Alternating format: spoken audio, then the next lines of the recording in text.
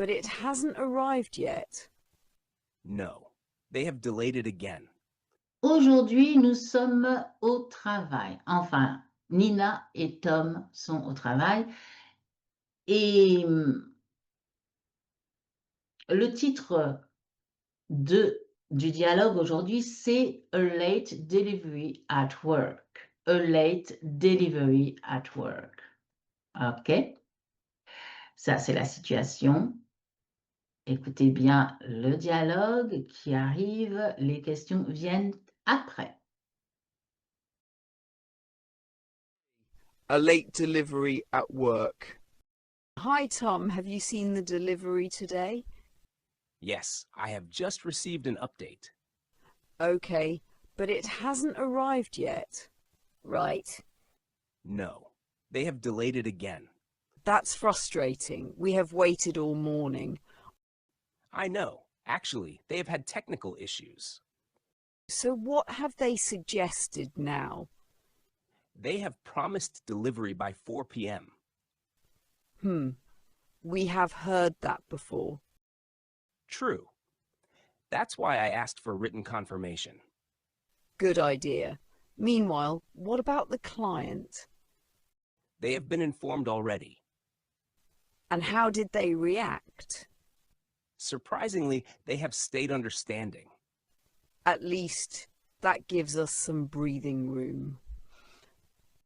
Donc, vous avez pu remarquer encore une fois qu'il y a beaucoup de present perfect pour que vous puissiez travailler ce temps qui est très utilisé quand même, hein.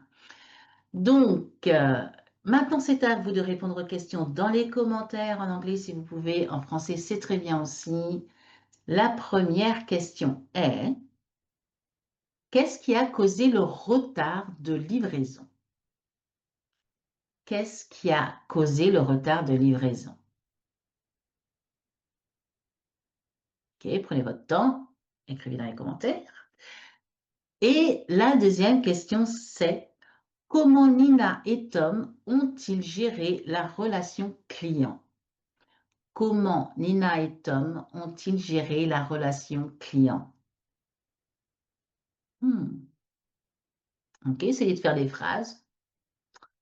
C'est tout est pour vous, hein. Plus vous essaierez de faire des phrases élaborées, on va dire, plutôt que de mettre des points, des mots sans verbe, sans rien, et plus vous pratiquez et plus vous serez à l'aise. Il n'y a pas de secret. Maintenant, nous passons aux mêmes questions, mais en anglais, avec les passages où il y a la réponse.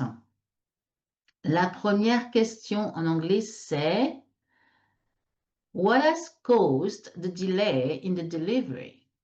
What has caused the delay in the delivery? Voici le passage. That's frustrating. We have waited all morning.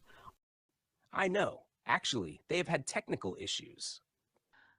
Et la deuxième question est: how have Nina and Tom managed the client relationship? How have Nina and Tom managed the client relationship? Et voici le passage où il y a la réponse. Meanwhile, what about the client? They have been informed already. And how did they react? Surprisingly, they have stayed understanding. Voilà, c'est tout pour aujourd'hui. Merci encore de me suivre, de liker et de partager peut-être si vous avez des collègues ou des amis, des membres de famille qui ont envie de pratiquer leur oral et leur écoute de l'anglais, peut-être pour des voyages. Je vous dis à la semaine prochaine et keep up the good work. Je vous dis à la semaine prochaine et keep up the good work. Bye.